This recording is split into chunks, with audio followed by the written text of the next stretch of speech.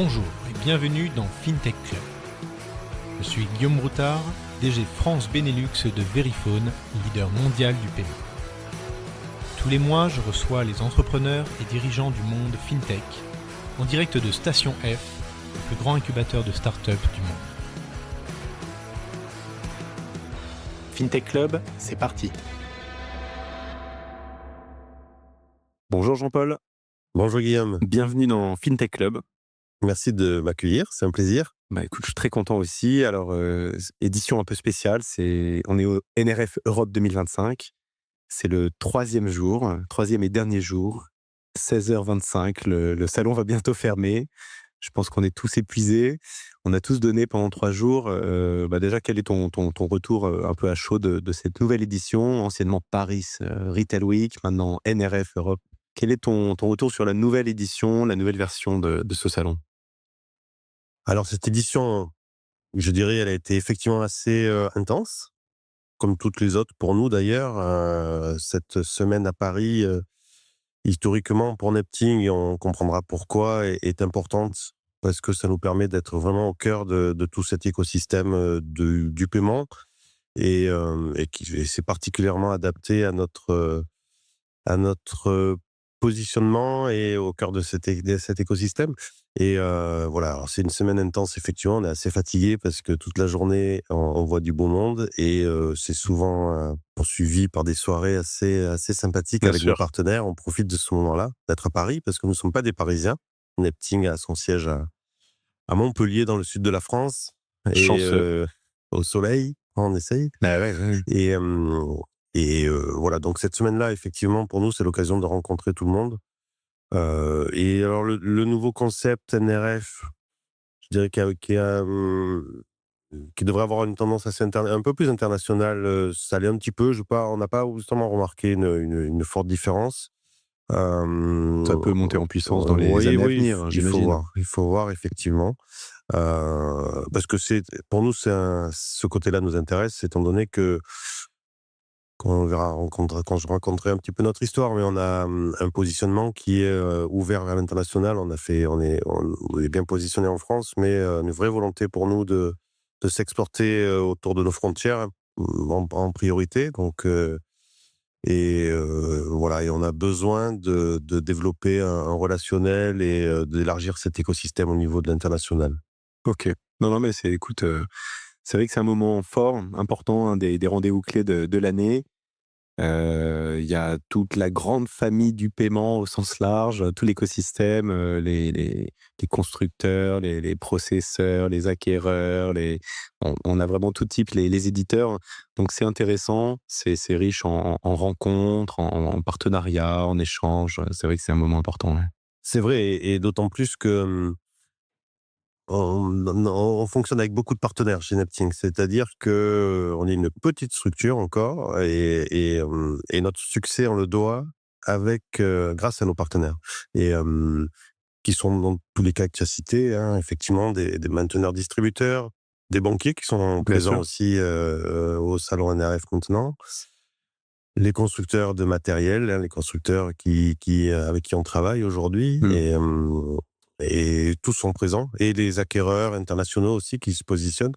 Donc voilà, il y a vraiment, nous sur un positionnement très centré sur l'acceptation, et on entoure notre acceptation de tous ces acteurs. Donc voilà, c'est là où le NRF pour nous prend tout son sens, et on rencontre les bonnes personnes. Alors justement, bonne transition. Est-ce que tu peux nous rappeler, heu, ce qu'est Nepting, ce que vous faites et pourquoi vous le faites?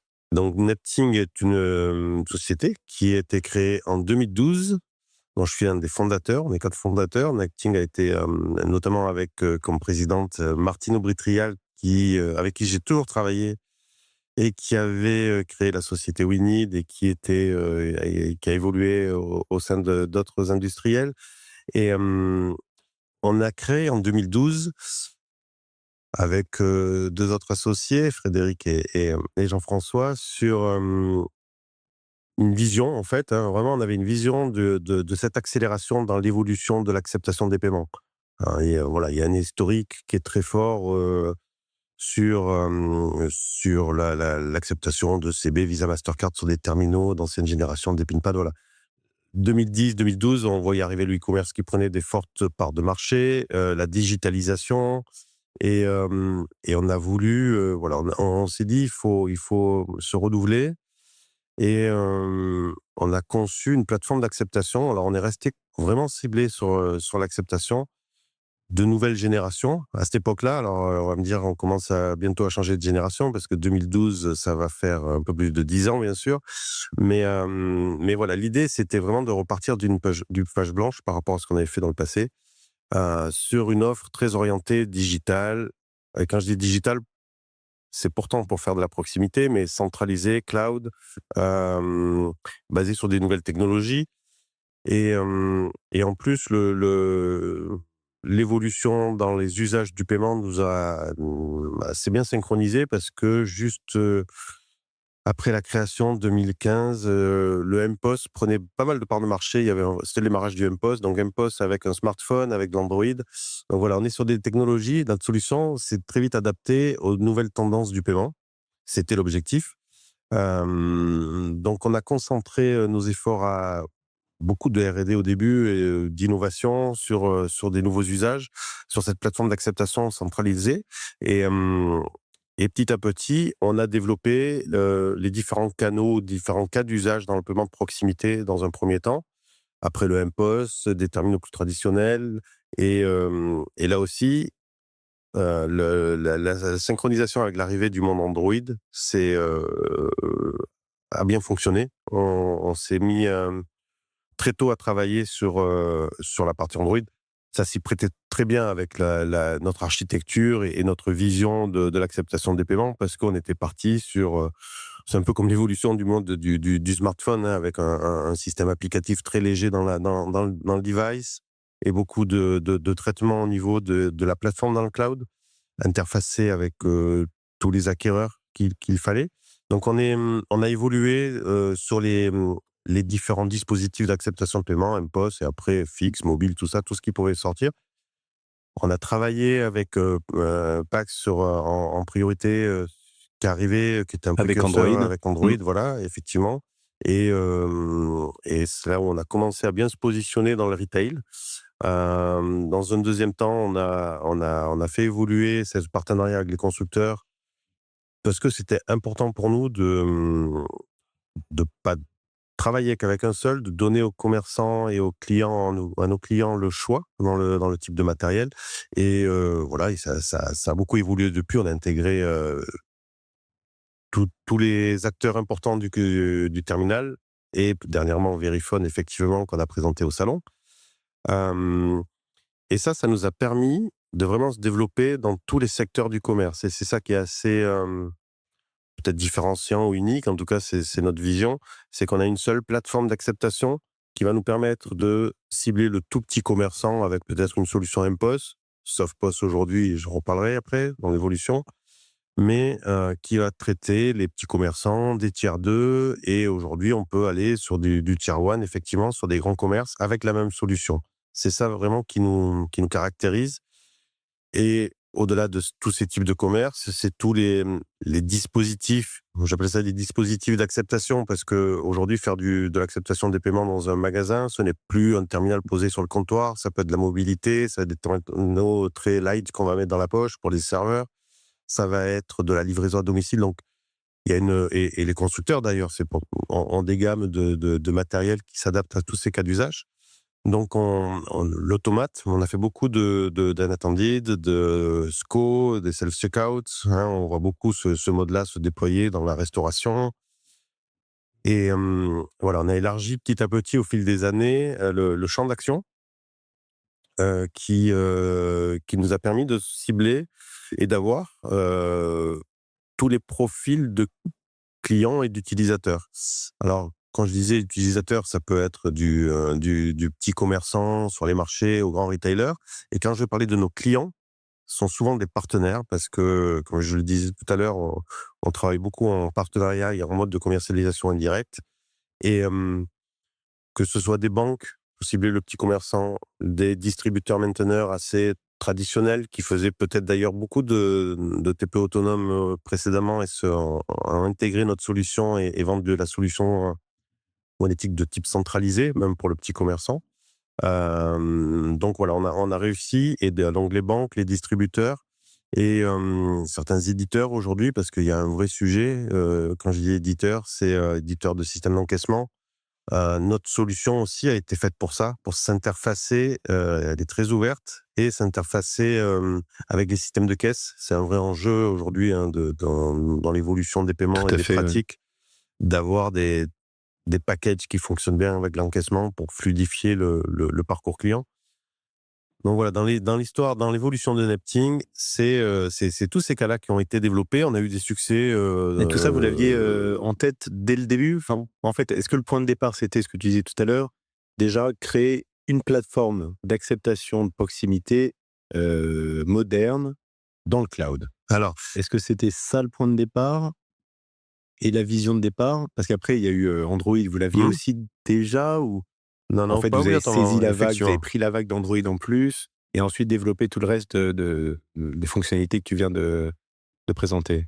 Est-ce que En le cœur de fait, cible, ouais, c'était le ouais, non, retail non, mais dès c'est le intéressant début ou les de petits commerçants, tu vois? l'aborder comme ça. C'est que quand on s'est posé la question on est des techniciens d'ailleurs, hein, les fondateurs de Nepting essentiellement, quand c'est produit, quand on s'est posé ces questions-là, on a voulu rester très ouvert parce qu'on s'est dit, on ne sait pas le paiement dans 10 ans, comment il sera, quels OK. usages seront. Être Et flexible dès ouais, le début. je dirais Penser même flexible. 2012, on se disait peut-être que dans 10 ans, il n'y aura plus de terminaux. Et donc, faisons une plateforme qui gère de la transaction, peut-être sans terminal. Et faire de la transaction de paiement, c'est faire de la sécurité, c'est la base. Faire une transaction, c'est avoir un dispositif qui est très sécuritaire, cryptographie, voilà, authentification, qui permet de traiter ce type de fonction.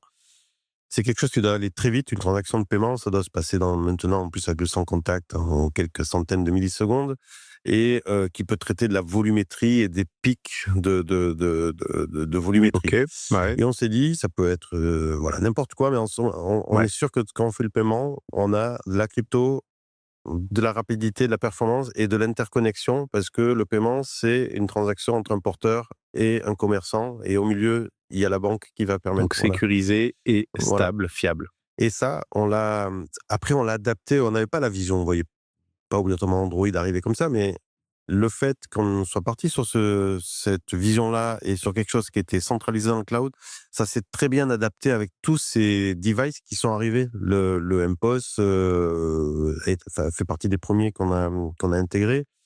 Et je dirais Pourquoi? même, Pourquoi ça s'intégrait mieux avec Nepting qu'avec d'autres types de plateformes d'acceptation je plus dirais, anciennes? je dirais que effectivement, la monétique, historiquement, à part pour les grands retailers, c'était du TPE autonome. Donc, c'est embarquer beaucoup de choses, beaucoup de traitements dans le terminal. Et le mPOS, par principe, c'est light, c'est léger. C'est compliqué de faire du TPE autonome dans un mPOS, en fait. Et c'est ça qui a fait que là, on est allé on a été assez rapide pour intégrer ce type de solution. On a été prêt. Je crois qu'on fait partie de ceux qui ont eu le premier agrément CB sur une solution mPOS. Ouais, Voilà, c'est après, ça nous a bravo. permis d'avoir une certaine agilité et rapidité, en tout cas, pour mettre en œuvre ces solutions. Donc, je dirais que la plateforme, elle s'est prêtée au mPOS, et quand elle arrive à Android, c'était assez naturel. C'est pareil parce on téléchargé notre appli, notre module client dans le terminal Ouais, c'était Android, parti, quoi. et après, ça se connecte à la plateforme, et la plateforme, elle gère toute la transaction. Ultra léger, facile, agile. Voilà. Après, cette architecture et ce positionnement technique très centralisé amène un tas d'avantages qui aujourd'hui se mettent de plus en plus en valeur, hein, dans le management du commerçant, des terminaux. Voilà, on est vraiment sur un mode très digital, centralisé. Voilà, on va tout faire avec des API ou avec un portail. Je dirais même, des fois, on fait cette comparaison, on a fait de la proximité comme ça se faisait en fait dans le e-commerce et dans le e-paiement, hein, les plateformes de e-paiement. Voilà, parce qu'elle n'avait pas la problématique du device, du point d'acceptation, était déjà très centralisée, et on a fait de la proxy comme on fait du paiement e-commerce. Donc, OK. c'est ça qui qui a fait qu'après, quand on a développé tout ça, c'était pas obligatoirement une vision. On avait la vision technique, mais je dirais que c'est les cas d'usage après qu'on a réussi à adapter avec cette Ouais, c'est ça. architecture. En fait, la vision de base, c'est on va créer une plateforme d'acceptation, donc de proximité dans le cloud, moderne, et surtout nativement pensée comme agile et flexible. Et ensuite, vous avez pu surfer et sur les différentes vagues, saisir les différentes opportunités. Donc, l'opportunité du MPOS, Android, puis du retail. Et en réalité, la première disruption et la première opportunité que vous êtes allé chercher, c'est l'univers autonome. Alors effectivement, après quand on veut attaquer le marché, et avoir un positionnement, fort, au-delà des grands retailers qui sont équipés de solutions de monétique intégrée, le marché était, il y a quelques années encore, dominé, complètement par le TP autonome. Donc, Et directement connecté à la banque. voilà, Voilà, pas de c'est plateforme. effectivement. Voilà. Et en discutant avec nos partenaires, nos distributeurs qui faisaient beaucoup de TP autonome, on a mis en avant l'intérêt, la facilité de mettre en œuvre des solutions centralisées, la capacité après comme j'étais à manager le parc, à activer une fonctionnalité à distance, alors qu'un TP autonome, c'est un problème d'un téléchargement, c'est des sujets qui sont plus complexes, beaucoup plus lourds. Et, et on est parti effectivement en se disant on va attaquer le marché qui était couvert par le TP autonome avec des solutions beaucoup plus modernes, basées dans le cloud. Et en plus, quand arrivait Android, alors ça a fait matcher les deux, ça a fait matcher Ouais, c'est ça. les Tu avais deux la intérêts. nouvelle plateforme dans le cloud, l'arrivée d'Android dans les terminaux de paiement et disruption du marché autonome. Donc, double innovation et disruption d'un Voilà, marché. c'est un Et là, alignement un ça... petit peu d'étoiles qui a Ah fait ouais, bah c'est que ça a ultra pris, smart. parce que des Ouais. fois, les usages, les innovations, Ah bah, c'est un pari, mais... c'est toujours aussi à synchroniser, à avoir dans le bon timing. On peut avoir des super idées, mais si c'est pas le bon moment, voilà. Donc là, effectivement, il y a eu quand même une certaine, comme je dis, alignement d'étoiles qui a fait que le marché a été assez réceptif à tout ça, les distributeurs, et voilà. Et ça a été plutôt parce que donc le marché autonome, les terminaux directement connectés aux banques, effectivement, il y a quelques années, c'était 100% du parc, c'était comme ça.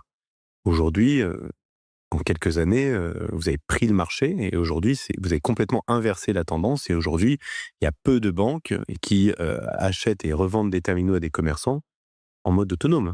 Maintenant, ils sont majoritairement connectés à Neptune. Donc, comment ça se fait que qui a eu le déclic? C'est plutôt le commerçant qui s'est dit: «Waouh, en fait, ça change ma vie», ou c'est plutôt la banque et les revendeurs qui se sont dit: «Ah oui, ça me change la vie, donc je vais l'adopter», et les commerçants aussi? Alors, Ou les 2? sincèrement, non, mais surtout, je dirais, certaines banques. Il y a des banques qui ont été assez précurseurs, qui nous ont fait confiance, et je vais citer BPCE, qui fait Bien partie sûr. d'une banque qui a été les premières banques à déployer de manière assez massive cette solution Ouais, depuis sur presque 10 ans. le terminal Android. On avait commencé avec le mPOS avec eux, mais là où ça a pris son enjeu, c'était avec le terminal Android. Le commerçant voit pas trop la différence, en fait, entre un autonome ou un centralisé. Lui, c'est pas son, il sait pas. La technique, elle est pas. Je dirais, Android a amené quelque chose de nouveau, voilà. Oui, ça c'était sympa. Mais le commerçant ne voit pas, dans un premier temps, obligatoirement des différences, mais Surtout la s'il a banque, qu'un seul magasin. oui, la banque, elle a bien vu l'agilité que ça permettait d'avoir pour gérer son parc, pour amener des nouvelles fonctionnalités. Et certaines banques qui étaient sur une trajectoire de digitalisation ou d'amener de l'innovation, comme BPCE à l'époque, effectivement, nous ont choisi pour lancer ces offres-là. Effectivement, il y a quand même un apport fonctionnel pour certains cas d'usage. Dès qu'on a plusieurs terminaux dans la boutique ou plusieurs boutiques, la solution centralisée va amener, comme on le dit, il y a de la centralisation, c'est-à-dire que les transactions, on peut faire de l'agrégation, enfin voir globalement les transactions du commerce. C'est plus, si je fais l'opposition avec le TP autonome, où il fallait sortir un journal sur le ticket pour avoir les transactions qui sont passées sur le terminal. Voilà, c'est différent. Là, on se connecte sur un portail où on regarde sur son terminal qui va chercher un terminal Android, il va avoir une appli qui va permettre de consulter tout ça Ouais, au donc niveau du commerce. même le commerçant qui avait juste une boulangerie, un magasin, déjà tu lui as apporté cette innovation, d'avoir la possibilité de voir dans un back-office toutes ses transactions ou même sur son portable. Ou sur Donc son déjà, portable, ou même alors avec Android, avec les terminaux Android ouais, aussi, on peut amener des menus, tout ça, où on peut, ouais. comment on le fait sur son téléphone, mais sur son terminal, on peut voir ses télécollectes, voir ses Mmh. transactions. Et au-delà de ça, je dirais dans les évolutions, alors qu'on ne voit pas obligatoirement le commerçant, mais que ça pouvait quand même avoir il y a des vrais avantages, c'est le fait que quand on fait du cloud, on n'enregistre pas la transaction dans le terminal. Dès que la transaction est faite, elle est dans le cloud. Il n'y a pas une notion de risque de perdre. Je casse mon terminal, je perds des transactions. Le risque de penser que si on n'a pas laissé allumer le terminal la nuit, ça va pas faire sa télécollecte, puisque tout est centralisé, géré sur un site dans le cloud et se connecte aux banques pendant les nuits pour faire les remises et les télécollectes. Donc, c'est un confort, c'est une sécurité, voilà, de pas perdre. C'est une question pour le commerçant de voir arriver de nouvelles fonctionnalités qui permettent d'être plus, C'est plus pérenne. intéressant. Ouais. Effectivement, là aussi, une tendance du coup qui vous a porté ou que vous avez porté, hein, c'est mutuellement, bénéfique, mais de l'explosion de l'innovation autour des paiements. Donc, Oui. tous les nouveaux moyens de paiement, qui depuis, 10-15 ans, sont apparus, donc les tendances, comme le BNPL, le paiement Mmh. fractionné, le paiement instantané maintenant, ou même des Alipay, WeChat, enfin, le commerçant lui, il a toujours sa boulangerie, il n'est pas forcément expert, il a personne qui peut l'aider ou l'accompagner et en fait, vous lui apportez cette innovation facilement grâce à la plateforme Nepting. Donc après, à lui de voir ce qu'il va utiliser mais au moins, heu, il bénéficie de cette innovation également, C'est vrai facilement. que ces quelques années, qui sont passées, là, on a vu arriver de nouveaux, alors les schémas de paiement traditionnels, on les connaît bien, les CB, Visa, Mastercard, Amex, un peu plus classiques, mais sont arrivés aussi quand même beaucoup de moyens de paiement, que tu as cités, des Alipay, WeChat Pay, des titres restaurants dématérialisés, du INCV pour le titre de vacances, dématérialisé, et tous ces moyens de paiement, ces dispositifs sont, très facilement intégrables dans notre offre, dans notre solution, parce que c'est piloté en centrale, c'est du digital. Souvent, ces moyens de paiement, d'ailleurs, si je prends INCV, c'est des QR codes, voilà, et on peut activer et très rapidement mettre à disposition ces moyens de paiement. Cela aussi, c'est une grosse différence par rapport au TPE autonome où il y avait des sujets de téléchargement, de mettre à jour. Voilà, nous, on est sur un système central. La banque, elle dit: «Tiens, ce commerçant, on va lui activer du Alipay ou WeChat Pay». On va cliquer sur 2-3 boutons ou envoyer 2-3 requêtes au web service si on est intégré avec des systèmes un petit peu, externes, et et voilà, donc c'est une facilité de mettre à disposition de nouveaux moyens de paiement, et c'est important dans le monde, où on vit aujourd'hui, d'être très réactif. On a toujours eu, puisque j'ai travaillé de longues années dans la monétique, il y a toujours eu une inertie assez forte dans la monétique parce que c'est assez complexe. Si on veut mettre en place un nouveau moyen de paiement, il y a quelques années, c'était un an, il fallait faire des certifs, il fallait après déployer des solutions, faire des campagnes de téléchargement. Mais aujourd'hui, il y a des modes qui sont assez même éphémères parfois, mais on peut, Alipay ou Chatpay, il y a eu une période, il fallait mettre Alipay ou Chatpay partout. Oui, Donc, oui, c'est vrai. voilà, il fallait aller assez vite. Si on dit: «Ah ben, on vous le livrera dans 6 mois ou dans un an», s'il faut, c'est passé, puis l'intérêt sera passé. Hem, donc c'est important de pouvoir proposer au travers de nos solutions, des fonctionnalités qui vont permettre d'activer rapidement ces choses-là. Voilà, il y a une attente du marché, des commerçants, qui des fois s'y perd, hein, comme tu le disais, avec tout ce qu'on peut prendre comme moyen de paiement, hein. Et puis en plus, c'est pas que le moyen de paiement, c'est le dispositif. On sait pas, quand on arrive, si on va sortir une carte, un téléphone, la montre, un bracelet. Donc c'est important, des fois, on se qualifie aussi comme ça, d'être un peu le hub de l'acceptation du paiement. C'est-à-dire que nous, on a un terminal et Android nous aide pas mal là-dessus.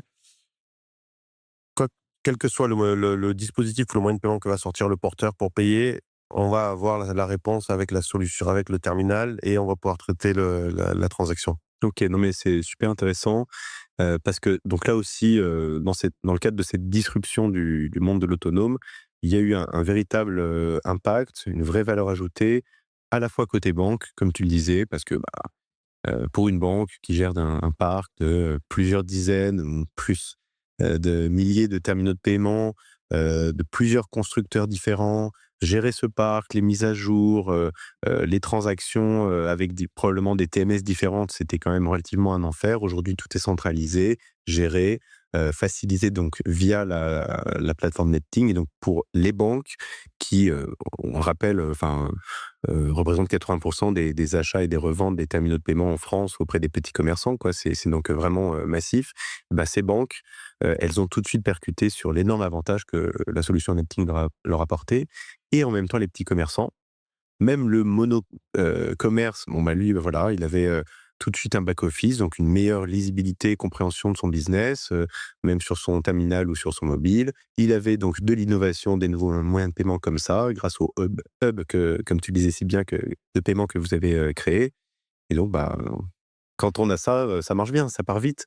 Et effectivement, adossé à la technologie Android, ouais, ça a permis vraiment de lancer la machine assez rapidement. Alors, oui, oui, Et alors on l'a après assez rapidement. Et ce que je voulais compléter, ouais, parce qu'on parlait là de 80%, il y a aussi le 20% qui nous intéresse et qui est aussi donc sur des commerces qu'on dit type tier 2 ou tier 1, hein, qui sont des commerces organisés, où là, il y a une intégration IT un peu plus, des fois poussée, connexion avec la caisse, avec le back-office de l'enseigne.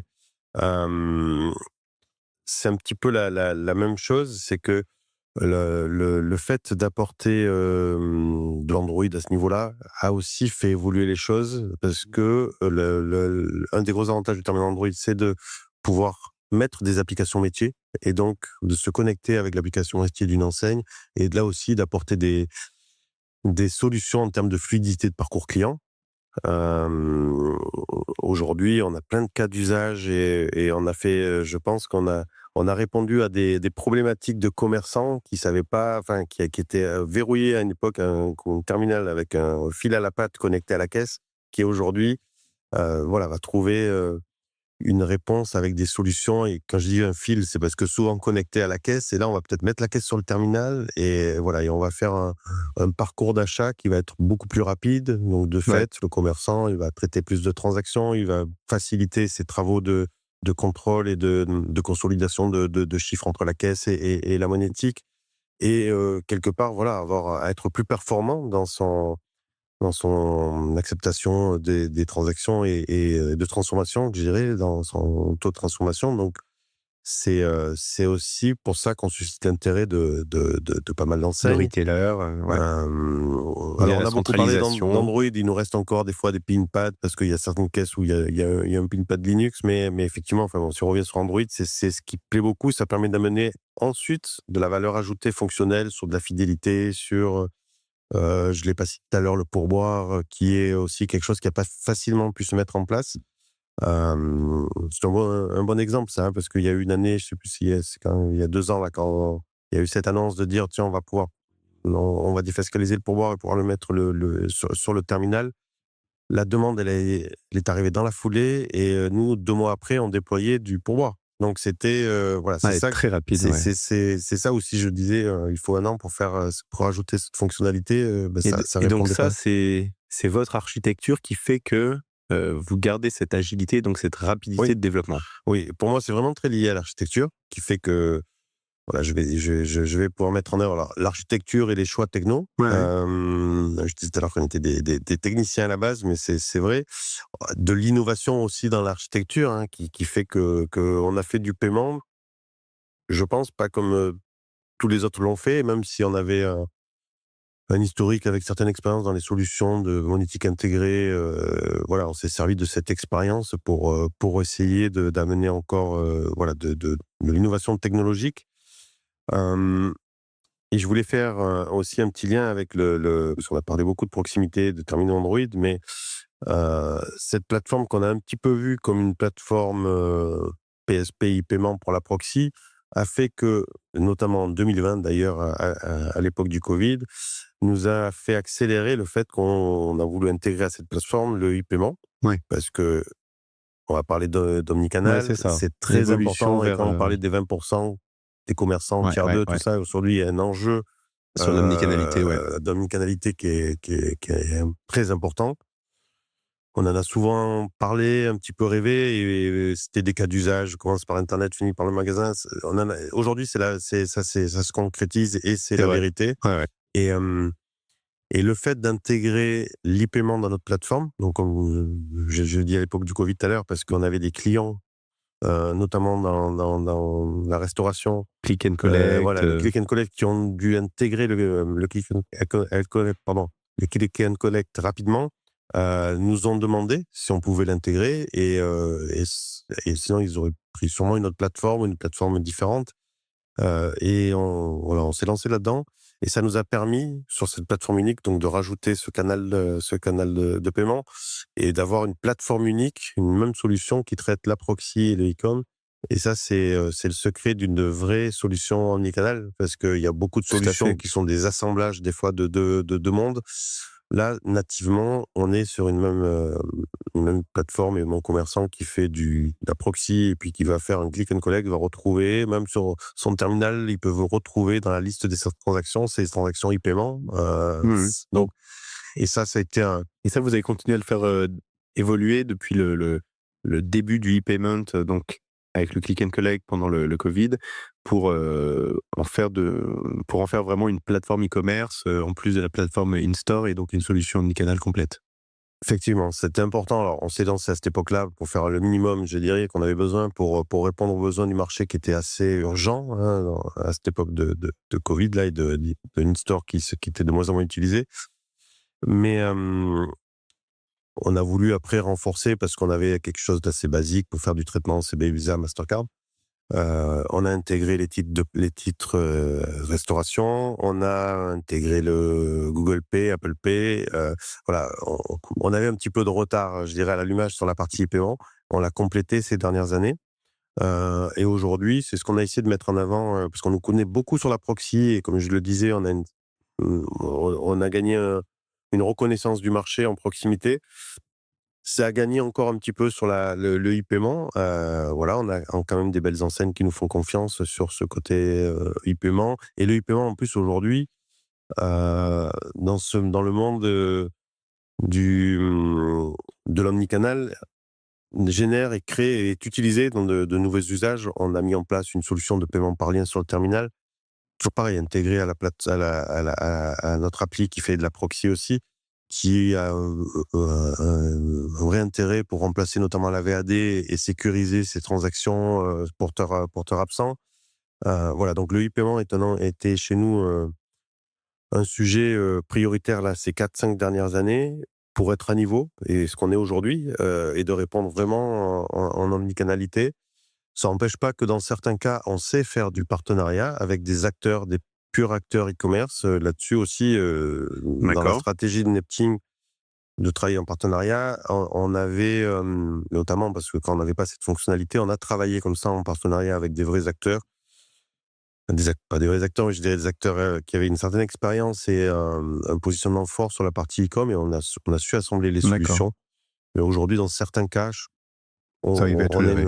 on arrive à gérer tous ces canaux. OK.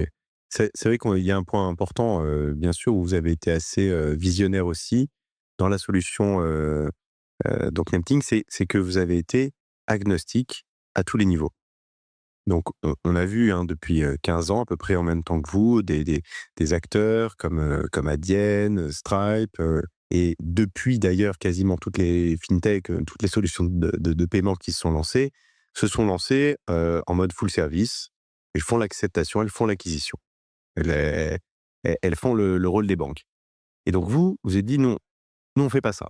Nous, on est agnostique, donc on fait que l'acceptation, et donc n'importe quelle banque pourra donc venir faire l'acquisition des flux, et de la même façon, au début de la chaîne, n'importe quel terminal pourra venir se connecter». Et ça, c'était aussi assez innovant, et en fait, l'histoire a prouvé que vous aviez là aussi vu juste, puisqu'aujourd'hui, c'est vraiment une tendance qui est montée en puissance depuis déjà quelques années. Et aujourd'hui, il y a quasiment plus d'acteurs qui fait tout seul dans son coin. Là, aujourd'hui, tout le monde travaille avec tout le monde potentiellement, quoi. Tout à fait, ça c'est un point important dans notre positionnement et dans notre stratégie. Se focaliser sur l'acceptation et permettre et donner la liberté à nos clients, utilisateurs, de faire leur choix aussi bien sur la partie front et je veux dire là des devices que acquéreurs et banques. Donc, on n'a jamais voulu voilà, faire du full service et fournir la chaîne complète. Ça n'empêche pas qu'avec certains partenaires utilisent notre brique et eux construisent une Oui. solution full service, mais ça nous permet de multiplier les cas. Et il y a eu des périodes où on s'est posé la question parce qu'on voyait arriver ces acteurs comme ADN et qui ont un certain succès, mais je pense que justement ce succès-là et ce mode-là répond à un certain cas de commerçants, mais vraiment pas tous, et donner de la liberté à nos partenaires et aux utilisateurs commerçants. On sent vraiment qu'on nous choisit parfois pour ça. En tout C'est-à-dire cas, que les banques, c'est évident. oui, oui. Et ça permet de confronter, voilà, alors des fois, ça a 2 intérêts. C'est déjà ça sécurise en termes de dépendance, si je parle de matériel. Hem, Ça permet de compléter.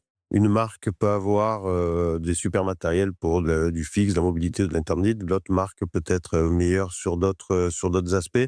Donc de monter des offres avec le meilleur de chacun.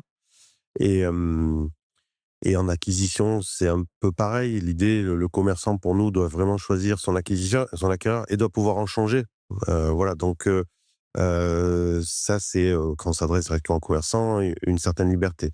Et, et c'est ce qui nous permet aussi, avec certaines banques, avec certains distributeurs, euh, de packager des offres complètes, mais c'est eux qui les portent. Nous, on est une brique de leur offre. D'accord.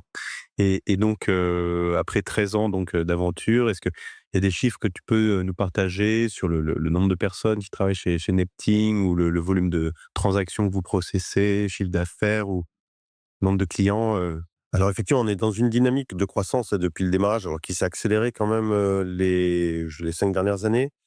Hem, on reste focalisé, on étonne toujours un peu par notre effectif. On est une cinquantaine de personnes, hem et d'experts. tous à Montpellier? Pas tous à Montpellier. Alors le Ah siège oui, est à Montpellier, le c'est siège vrai est à Montpellier que effectivement, et on est très attachés à on est majoritairement de Montpellier et du coin, enfin de Saint-Onès d'ailleurs, à côté de Montpellier. Et oui, vous avez une antenne à Paris on aussi a, maintenant, oui. voilà, récemment créé une antenne à Paris pour faciliter la relation commerciale et avec certaines institutions, et c'est important. Et on commence à avoir des recrutements sur Paris, donc c'est un petit bureau de représentation. Le siège est à Montpellier. Voilà, je disais une cinquantaine je dirais de personnes qui travaillent pour nous. Avec une Et majorité donc, d'ingénieurs? voilà, parce que comme je le disais, on focalise notre activité sur la R&D, sur la gestion de projet et un support au niveau 3. C'est-à-dire qu'on on veut pas aujourd'hui aller trop loin dans la, hem, dans la relation avec l'utilisateur, puisqu'on a nos distributeurs, nos partenaires qui savent très, très bien le faire. Et c'est plutôt cet écosystème de partenaires qui fait qu'on a réussi à bien se déployer. On a donné beaucoup d'autonomie à ces partenaires. C'est-à-dire que distributeurs, banques et autres ont complètement la main aujourd'hui pour installer, ouvrir une boutique, paramétrer la solution. Voilà, souvent, ces distributeurs, c'est eux qui achètent et revendent le matériel. Notre priorité n'est pas de vendre du matériel, mais plutôt vraiment d'offrir du service d'acceptation au travers de notre Bien plateforme. sûr. On a aujourd'hui plus de 500 000 terminaux connectés à notre plateforme. Point d'acceptation, on Ah peut dire ouais, terminaux parce joli. que maintenant on va rajouter, on n'en a pas trop parlé, mais le SoftPOS est aussi Ouais. un mode d'acceptation, un device d'acceptation qui est intégré à notre plateforme, qui sont connectés. Donc je parle de 500 000, ça fait aujourd'hui sur des samedis plus de 8 millions de transactions qui sont traitées, et des gestions de pics. Là, j'ai en tête, alors je sais pas quand est-ce qu'on a passé des records. Il y a des moments particuliers. Je pense à la fête de la musique, je pense à des périodes de Noël bien sûr, mais et là récemment la rentrée où on va traiter plusieurs milliers, on dépasse même la dizaine de milliers de transactions à la minute. Donc Ah ouais. et tout ça, c'est une croissance en nombre de transactions entre plus 30 et plus 45% chaque année en nombre de transactions traitées. Énorme. Aussi bien parce que les commerçants font de plus en plus de transactions, hein, notamment avec ces nouveaux devices qui démultiplient parce qu'on va équiper tous les serveurs d'un device, alors qu'avant, on laissait peut-être qu'un seul terminal au comptoir dans un restaurant. Et nos déploiements de terminaux au travers de nos partenaires. Donc, on est en progression constante là-dessus. Et un point important oui, qu'il faut pas oublier de souligner aussi dans ce monde-là, c'est que on va parler de cloud. Là, je parle de pic de transactions. L'infrastructure qui permet de traiter ça est très importante. On a des partenaires et des sous-traitants et qui sont très, très importants pour nous là-dessus, mais c'est pareil, on s'adresse à des spécialistes. Notre équipe, elle est concentrée sur la R&D. On sous-traite cette partie infrastructure, exploitation système. On supervise, nous, nos applications, mais voilà, notre sous-traitant là-dessus, qui est très performant et qui est très habitué à traiter des applications sensibles comme les autres et à la hauteur. Et on a un vrai sujet de résilience en ce moment parce que le fait parlant de cloud, de tout ça, on a une dépendance à l'IT, au TIC, comme on dit, Ouais. qui est importante.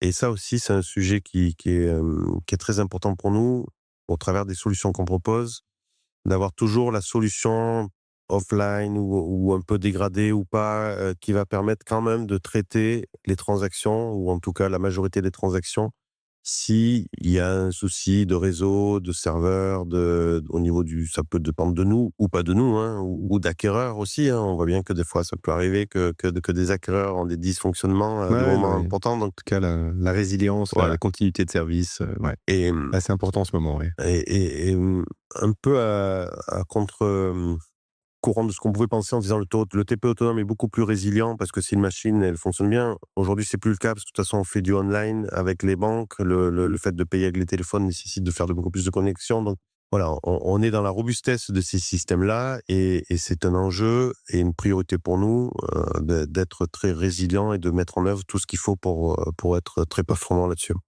OK, bah, écoute, superbe, hein, vraiment belle histoire, beau succès, incroyable et j'adore, voilà, c'est cette vision et comment de cette vision, vous avez réussi à surfer sur toutes les les vagues et en fait, amener le marché vers quelque chose d'assez unique où vous avez, effectivement imposé vraiment la marque Nepting aujourd'hui. Est-ce que si on revient un petit peu en arrière, tu disais et on peut d'ailleurs partir de là, tu as toujours travaillé, pour Martine. Donc avant de fonder, Nepting avec, Martine, heu, tu travaillais déjà avec elle et je Ouais. crois que c'était ton premier boulot. Oui, oui, Tu as c'est ça. commencé, C'est vrai. Je sortais de l'école à Montpellier, une école d'ingénieur que j'avais fait à Montpellier et Martine venait de créer Winit. mmh Et je me suis retrouvé à voilà, travailler donc sur la partie technique, hein, en termes de développement, sur des solutions qui étaient déjà à l'époque, c'était 95, je pense, euh, assez innovantes, hein, c'était les premiers, alors c'était très ciblé pour la grande distribution, mais on n'était pas sous de l'Android ou je crois que c'était même pas encore du Microsoft Windows, mais on faisait de la monétique de manière informatique, alors qu'avant c'était vraiment un sujet d'électronique embarquée. Et voilà, et ça a été. Alors, comme je disais, 1995, dans des modes de fonctionnement qui sont très différents, mais d'être passé par là, euh, ça nous apporte, c'est une valeur énorme. Aujourd'hui, quand on se positionne, on était en 2012 quand on a créé Napting, d'avoir travaillé à ce niveau-là, à très très bas. Moi, j'ai travaillé dans la technique et sur des configs beaucoup plus basiques, et de voir comment les commerçants les ont utilisés, c'est une expérience qui nous a beaucoup beaucoup aidé. Je pense comme on dit des fois, on est une start-up de vieux. À l'époque, quand on a créé Nafting, parce qu'on a quand même tous une certaine expérience. Et c'est vrai que un jeune qui veut se lancer dans le paiement, je pense que ça va évoluer, mais à cette époque-là, en 2012, c'est quand même assez compliqué parce que si on connaît pas l'écosystème, si on connaît pas ce que vit un commerçant, C'est complexe, ce que ouais. représente le paiement pour un commerçant, voilà, c'est assez complexe. Il y a des barrières à l'entrée qui s'enlèvent petit à petit. On est dans un mode de digitalisation qui va beaucoup plus vite, mais le paiement avec tous ces aspects sécurité, réglementaires, de certification, voilà, C'est pas le terrain de jeu le plus simple, ouais, pour se c'est lancer. pas le plus simple effectivement. Et effectivement, donc j'ai commencé à travailler chez Winid. On a, Et chez Winnie, on a une très forte expérience et on s'est beaucoup déployé dans la grande distribution. On avait un client historique qui s'appelle Intermarché. Puis après, on a travaillé avec les grandes enseignes. Et je dirais même que on a fait ça toute notre vie, on s'est bien déployé à cette époque-là. Et quand on a une des idées aussi, est dans le fait de rebondir et de créer Nepting avec une nouvelle vision, c'était de dire tout ce qu'on a pu faire et mettre à disposition des grandes enseignes, pourquoi pas le mettre à disposition du petit commerçant qui était resté au TPE autonome, et les grandes enseignes qui avaient déjà ces solutions centralisées un petit peu, cloud, c'était pas encore le cloud, mais voilà. Et ça a été ça, c'est de se dire comment on peut mettre à disposition du petit commerçant ce type de solution. Ouais, et puis on l'a vu tout à l'heure, effectivement, c'est exactement ce qui s'est passé, quoi. Donc ça a été donc une vingtaine d'années d'expérience donc chez Winnie. T'as appris le métier, vous avez eu des succès, et donc voilà. Et donc effectivement, quand vous en êtes arrivé à monter Nepting, c'est en tant qu'expert, avec toute votre expérience aussi, avec votre compréhension du marché, de la monétique, du paiement. Du marché, y avoir une vraie connaissance et expertise, comme tu le dis. Dans les associés, on était très complémentaires à tous les quatre, avec quelqu'un qui était très bon, très, très fort sur la partie tech. Vous veniez tous donc de la même équipe. Oui, tout à fait. Winnie, tout à fait. On venait tous de Winnie. On a un expert de sécurité, connaissance du marché, produit, et on connaissait donc l'écosystème. Ça nous a permis de démarrer assez vite. Et ce que je voulais dire, c'était que cette complémentarité, était indispensable pour aller vite. L'idée vraiment, c'était de sortir des produits, même si on avait une vision, parce qu'il y a eu un choix à une époque, au tout début, on s'est dit, soit on invente la monétique de 2030, on est en 2012, on fera des levées de fonds et on va faire rêver les gens et on va essayer de miser sur un nouveau produit complètement innovant. On avait ces idées-là, et je dirais que je pense que on voyait le SoftPOS arriver 10 ans avant. On s'est dit, sans terminal, tout ça. Soit on se sert un petit peu de ce côté innovant, mais pour créer quand même des solutions qui peuvent être utilisées à ce jour. Et on a eu besoin, et c'était un choix après dans le mode de développement de la société, d'avoir aussi une certaine autonomie financière. Donc on a voulu être rapidement rentable et autonome, je dirais. Donc c'est pour ça qu'on s'est un petit peu replié sur quelque chose qui allait pouvoir se vendre. Et c'est là que le même poste est arrivé, parce qu'on s'est dit, tiens, en fait, ça correspond à dans la lignée de ce qu'on voulait faire. Et voilà, et rapidement, on est rentré dans un mode économique où Nepting avec l'aide un petit peu au début de certaines, quand on monte une société comme ça, il faut aussi se faire accompagner par un petit écosystème qui aide les startups à démarrer, et qui sur du financement et des choses comme ça. La BPI, on a été assez proche de la BPI, d'investisseurs locaux et d'incubateurs. Et cette phase-là nous a servi vraiment à mettre sur le marché un produit qui a rapidement pu être rentabilisé, quoi. Et après, on s'est vraiment développé commercialement, et ça nous a permis d'évoluer, de croître en termes de structure. Et même si aujourd'hui on fait un petit constat là, mais on est sur des rails qui continuent une dynamique qui est très forte, très positive. Et alors, quelles sont les perspectives un peu de fin d'année 2025-2026 quelles sont les priorités, les enjeux? Alors, dans les priorités, les enjeux, c'est vraiment faire autour du paiement, avoir une certaine notoriété sur la partie paiement pour vraiment mettre en avant notre plateforme omnicanal, et cibler. On monte, je dirais, un petit peu aussi dans les types de commerçants. On a une vraie cible de tous les grands commerçants, les grands retailers. Donc l'omnicanalité est indispensable. C'est une priorité, donc l'omnicanalité, le e-paiement. L'international aussi, parce qu'aujourd'hui, on a parlé de quelques chiffres et de notre évolution, mais c'est essentiellement la France. Oui. Et même si c'est pas que la France, mais essentiellement. On a des expériences un petit peu aujourd'hui dans les pays frontaliers. On a une expérience au Maroc, là aussi avec un partenaire local au Maroc qui nous a pas mal déployé. Ah ouais. Mais ça reste en tout cas une part d'activité assez faible. Et aujourd'hui, c'est une volonté assumée et très forte d'aller sur l'Europe. Voilà, Bien sûr. de reproduire le modèle, enfin reproduire, en tout cas de continuer le modèle avec des partenaires. On va pas faire des filiales Neptune dans tous les pays d'Europe, mais l'idée c'est de trouver des bons partenaires des acteurs. Alors, on a aussi des acteurs déjà français ou des clients avec qui, en France, qui ont aussi des besoins à faire un relais. Un relais. Et là, donc, on avance dans un écosystème un peu plus large. Est-ce qu'il y a des acteurs dans d'autres pays qui ont eu la même idée que vous, qui ont eu un peu la même histoire que vous, au même moment, qui ont surfé sur les mêmes vagues que vous? Je sais pas. J'ai l'impression qu'on a un positionnement qui est assez unique, mais moi, je le vois effectivement dans la France, puisqu'on a un ADN était très full service. Nous, aujourd'hui, on voit bien que ce modèle-là, il peut marcher dans les autres pays.